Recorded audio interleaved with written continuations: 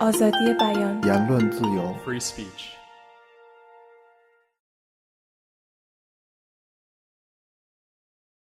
Well, I mean, it was done by two reporters of Tehelka, and what they really did was, this was the expose which led to the closure of Tehelka for 3 years.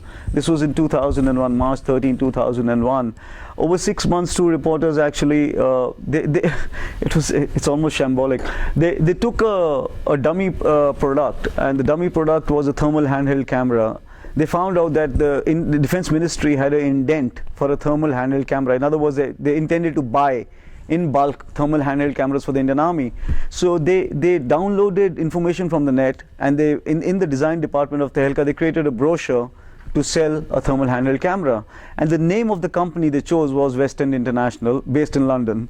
So they went, and that's why the story was called Operation West End. And they went to the bottom of the food chain, to at the level of the clerk at the Defense Ministry's office, and all they promised was a little bit of money if the case would be pushed up.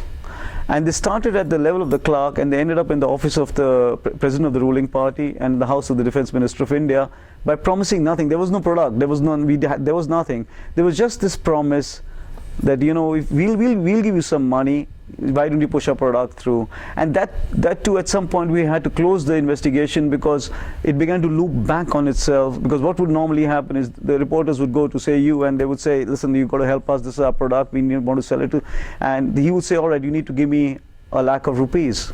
So the reporter would say, well, keep 5,000, now I'll be back with the rest. So they had a whole train of people whom they had promised a lot of money, which they were not going to be giving. And they, every time they were asked for a lot of money, they would give a little bit and come away and say, we'll be back with the rest. And there came a time when people began to actually call up all the time and saying, where's the rest of our money, And of course, there was neither no product and nor was there any money. And so finally, we broke the story on March 13, 2001, and it was a earthquake in Indian politics. The government almost collapsed. And I mean, finally, I think we paid the heaviest price because we were shut down, and we had dozens of false cases put against us, many of which are still going on. One of which I was sitting for in court when I heard the other story. So that was really it.